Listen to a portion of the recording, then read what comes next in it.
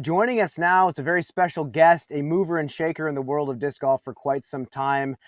The brains behind the great Maple Hill Disc Golf Course, the brains behind the Disc Golf Pro Tour. Steve Dodge, thank you for joining us.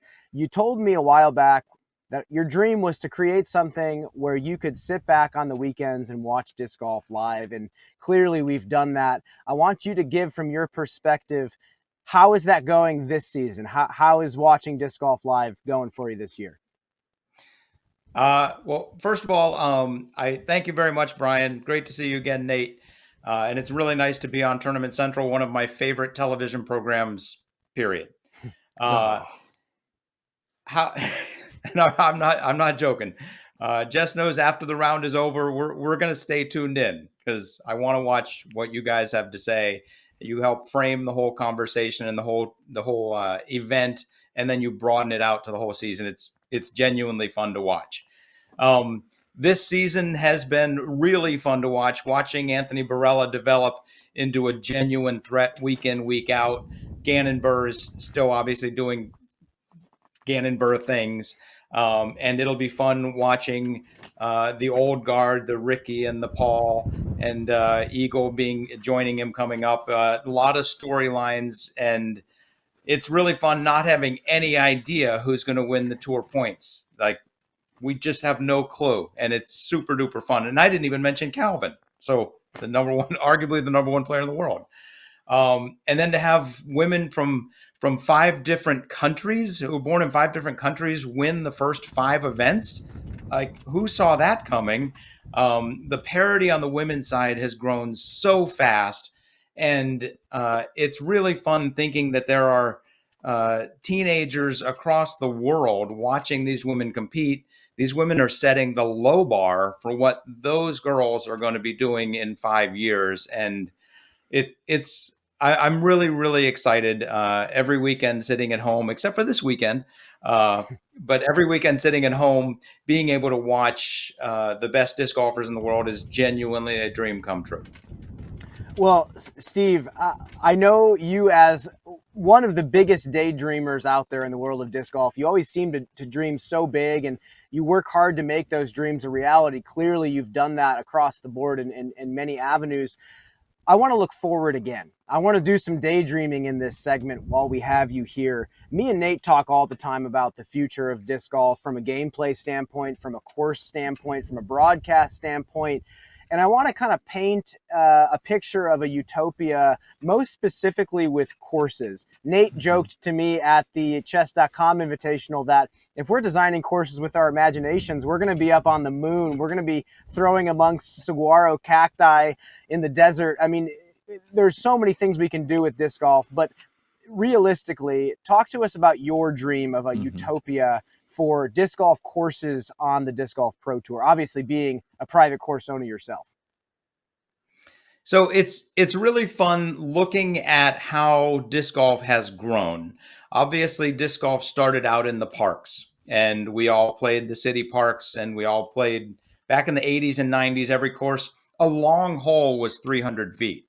And so if you learn to play in the 80s and 90s, you'll learn to throw 300 feet. Nowadays, a long hole is 1,000 feet, and you're learning to throw 500, 600, 700 feet, and that's how far you need to throw.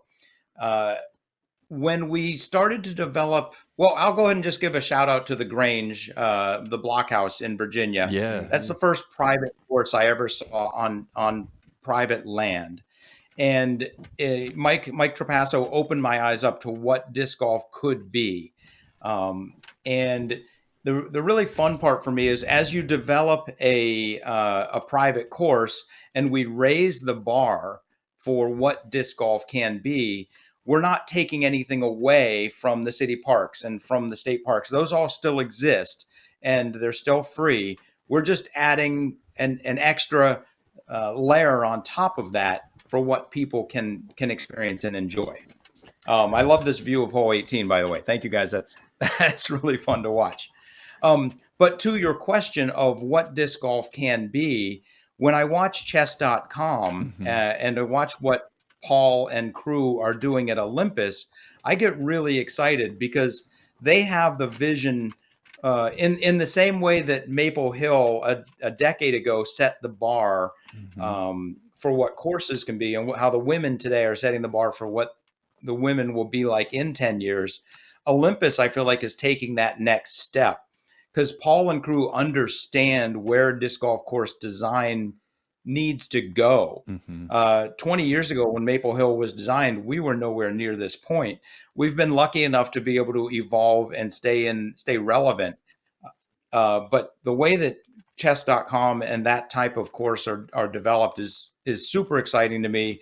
They have control over that land, and they can do anything they want.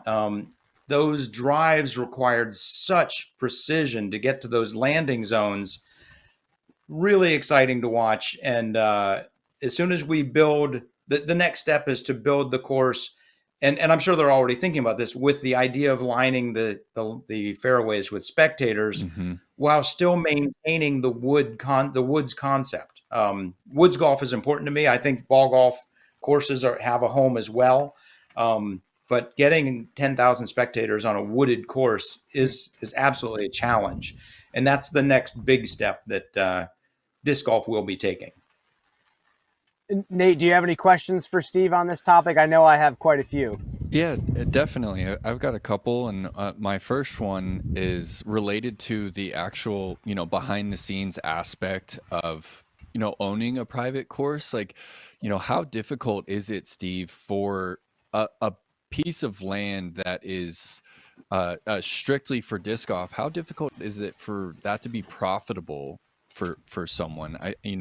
Maple Hill might be an outlier because it's been the #1 ranked course in the world for some time now. But what do you think about Olympus and Dylan Cease and Paul McBeth? Like, do you think that's going to be a profitable endeavor for them? Like, no question. And how difficult is it for someone to go out there and turn a piece of land into a profitable business via disc golf? I'm in a really nice and lucky situation in that I have probably 1 to 2 people reach out to me every month and say, I have found the perfect piece of land and I want to build a Disc Golf Pro Tour championship level course. And I want to make it a destination and I want to make money on it. And that is a very difficult thing to do. I tell pretty much anybody who calls me, I will tell them the first step is to build a quality course. But Maple Hill did that. We had we had Elements and Airplanes, and the Elements was basically the blue course, and the Airplanes was the 2004 version of the gold course. But the course was way too hard for anybody to come play. And while the MVP Open is a success at Maple Hill, and I should say the MVP Open by OTB is a success at Maple Hill for 1 week, we have 51 more weeks out of the year where we need people to come and play and enjoy the course. And that's how Maple Hill is profitable, is the other 51 weeks. Although obviously MVP Open by OTB is a good week for us as well. But we didn't have a lot of people come to play Maple Hill until we built the easiest course, which is the red course. About half of the people that visit Maple play the red course. Some of the people that come to visit from out of state will go ahead and play the diamonds or the golds. But as a daily driver, those are not the courses that are going to bring in the money and make a course profitable. You need to have a smaller course that your locals can come and play. And I think Maple Hill has done it right in that while you're playing the red and the white and maybe the blue course, you can look back and see the tee. You can see the gold tee where they're throwing from. You can see the gold pin, and you're throwing on the 300 feet in between that 800-foot hole. And you still get a sense of what they're doing, and you're playing on this magical piece of property. But if we didn't have a red course, we would not be profitable. That's the short version of it. You want to become a destination, then yes, you need to have the top players play. You need to have media covering it, and you need to put it out on YouTube and somehow get it watched. But if you don't have a short, attackable daily driver, you're probably not going to get enough people to make it profitable. Yeah, cool. And it makes a lot of sense having a short course. That's like similar to what Caleb Viska did over at the Preserve. I know the Red Fox was like definitely his most played course, and I feel like proximity to a disc golf center. And I want to pivot a little bit, Steve, and I kind of wanted to ask you about a little bit broader here is, do you feel like there's another frisbee discipline that we could kind of showcase when we gather for these events? Like, do you feel like a distance showcase or an accuracy showcase or a putting? Do you feel like there's a way that our sport could include those in our big competitions for fans to see something different and for us to show something different on the disc golf network? Do you feel like there's space for something like that, or should we just focus on the discipline of golf? Well, I think Brian touched on it earlier. I'm always going to look to the next horizon. It does seem to it might tire Jesse out a little bit, but it is something that I cannot help but do. And one thing that we noticed this year, we had to shuttle. So Maple Hill doesn't have a lot of parking on site. We've got a couple hundred, and I'm getting to your answer. Yeah. We've got we can put 200 to 300 cars on site, and that is nowhere near enough. I think last year we had 388 cars off site. This year I expect that number to go up over 500, and that's really exciting. However, when the tournament ends at 6 o'clock and you have 500 cars worth of people looking to leave at the same time, I learned last year you need a lot more shuttles than we had. We had two 20 seat shuttles going back and forth. And this year we're going to have 6 at the peak times. And Sunday will be our peak time. The reason being, on every other night, we have extra events to do. So if people want to leave at 6 when the tournament's over, by all means, go for it. But if you want to stick around, we're going to have a players meet and greet on Thursday. We're going to have the long distance CTP contest on Friday. We're going to have the ice cream social and pool ball dance party on Saturday. We're doing extra things to keep people basically from 6 to 7 or 7:30. We've got entertainment for you. And then after that, we have Maple After Dark, where you can come and play the course. Disc in the Dark will light the whole course up, and you can go play Maple After Dark. And that also will spread out people leaving.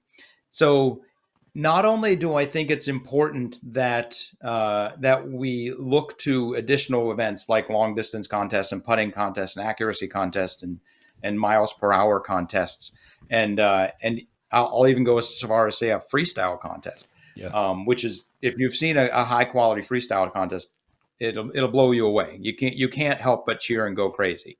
And I tried to freestyle for like 3 weeks in a row. I tried really hard at it. It's super hard. It's hard. It is very hard. Kudos to those people that can do it. Juliana, James Conrad, all of them. But yes, I think it's not only would it be neat to do, I actually think it's critical to do, because as an event, after we on DGN, you guys play the East Coast Metal Roofing $20,000 CTP giveaway, and it's a neat extra thing. But what's actually happening on the backside is we're able to shuttle people off the course at a reasonable rate, because some people are staying. So it's actually helping entertain more people and give discs another reason to fly farther at night or during the day, whenever it is. But it's also helping out our logistics. And I think and that second component actually makes it even more important. Well, I love that, Steve. And Brian, wouldn't that be the dream, right? If everyone on tour was also training for freestyle competitions in the evening.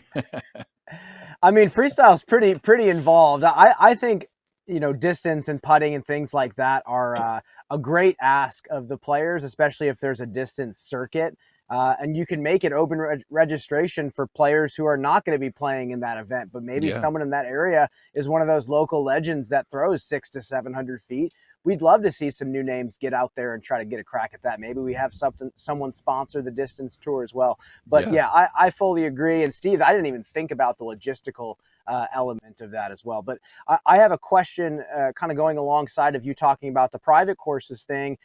Do you believe that the future of the Disc Golf Pro Tour and the highest levels of disc golf is going to be 20 plus courses like Maple Hill, like Olympus, all private property with free reign to do what you please?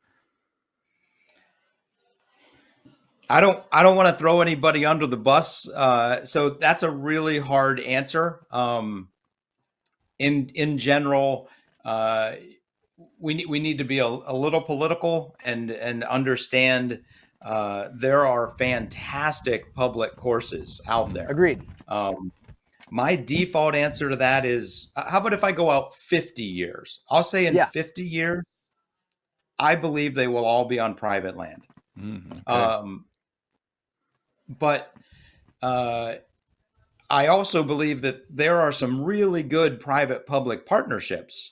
Actually, so I'm gonna rescind that answer. I'm wrong. There are some really good private-public partnerships out there that are going to understand that this is an economic driver. I used two models to see what our economic stimulus was for the region, and they came within about $20,000 of each other. So the MVP Open has an economic impact of about $850,000 on the region. It's going to be right. Yeah, it's pretty significant. A lot of people stay in hotels. A lot of people rent cars. This year, our host hotel, we actually have a shuttle going to and from the host hotel each day. So for example, if you're from Boston and you want to come to the MVP Open, you can ride the train in and then take the shuttle from the host hotel, which is about a minute walk from the train station, come down, watch the show, watch everybody compete, take the shuttle back to the hotel, spend the night, take the shuttle back, and then train home. And you just saw 2 beautiful days of disc golf. You didn't even need a car, and you got to spend a night in a nice hotel. They give you breakfast, and you come out to the course, you get lunch and dinner, and you're having for me, that would be an ideal vacation. I have no idea what the question was at this point. I just got so excited about the fact that we're doing the host hotel. That's exciting. And we're trying to make it really easy for people to come out and enjoy. What in the world was the question? Steve, you make me laugh. I understand losing track because you got so excited about something. So I forgive you. The question was comparing those fully private courses to those private-public partnerships. So let's go on the other side of things. You talked about 2 models. So then what's the other one? So I'll just finish that thought. The reason that came up to me was, so the local governments and the regional sport agencies and tourism boards understand that these events drive people coming in. I think we just heard that about Houston with the park. They see the impact that disc golf has, and the government is interested in making this continue. So I'm going to say I was wrong to say all these courses will be private, because the governments are going to understand we want this to continue. We have this great park that we want to highlight. I feel like the Des Moines Challenge does a great job highlighting a public park. Yep. And I don't think Des Moines is going to stop recognizing that anytime soon, especially the way the sport continues to grow. So, I think I got that wrong. Yeah, I think I got that wrong. So I could see a nice mix. But the parks are going to have to cede more and more control for the 1, 2, 3 weeks before and during the tournament, because the Pro Tour is going to need more infrastructure. DGN is going to need more infrastructure. They're going to have to understand that there's going to have to be a little more give and take there. Nate, anything to piggyback off that? You know, I love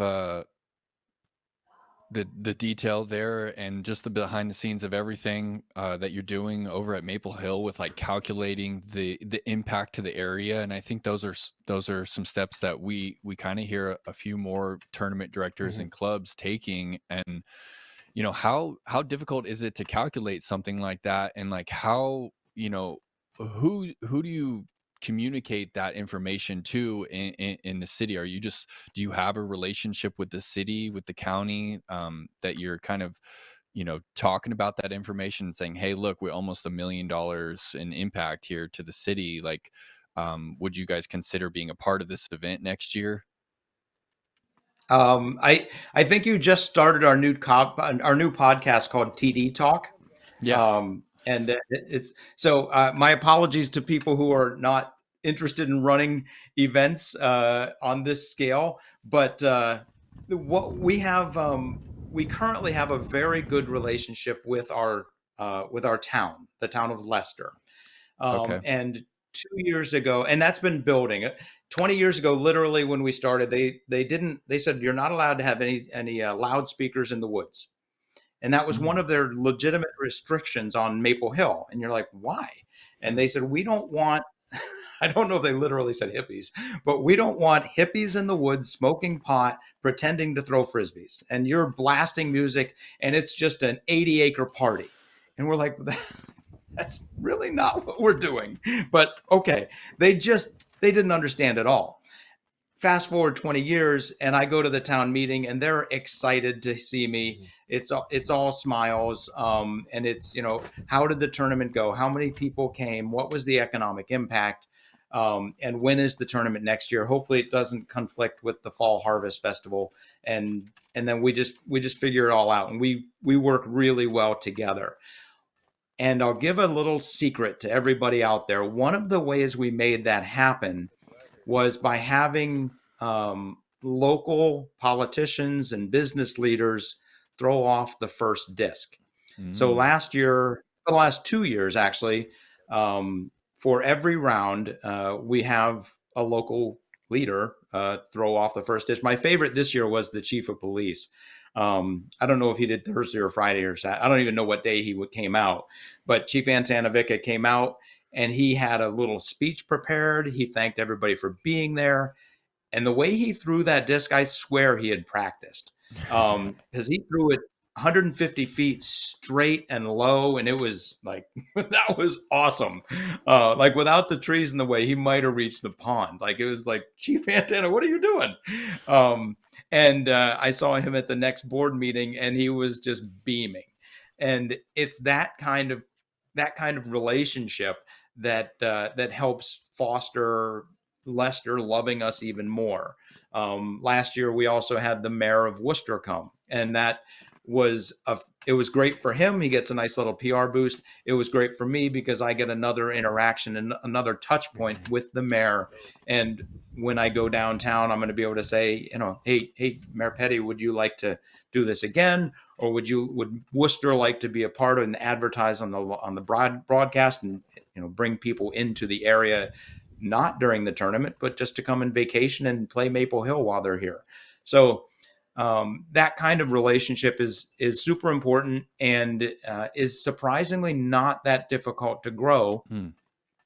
Just when you go talk to these people, you have to recognize that they're coming at it from an angle, and you need to give them something that has value to them, and then it all becomes pretty easy. Steve, thank you so much for your insights, both just daydreaming about the future, but also giving us the behind the scenes look of kind of what goes into keeping a tournament running for as long as you've had the MVP Open going. I think the future is very bright. We could probably talk to you all day long, and we probably will on some other topics throughout the year on these off-week shows. But thank you so much for joining us. Any final words before we wrap up? I love both you guys. I love the professionalism behind the scenes. I love how great all of you are doing. Just do everything you can to make sure the players keep playing great, because it's really, really fun to watch. And Brian, thank you very much. Nate, thank you very much. And all the viewers out there, thank you guys for being here.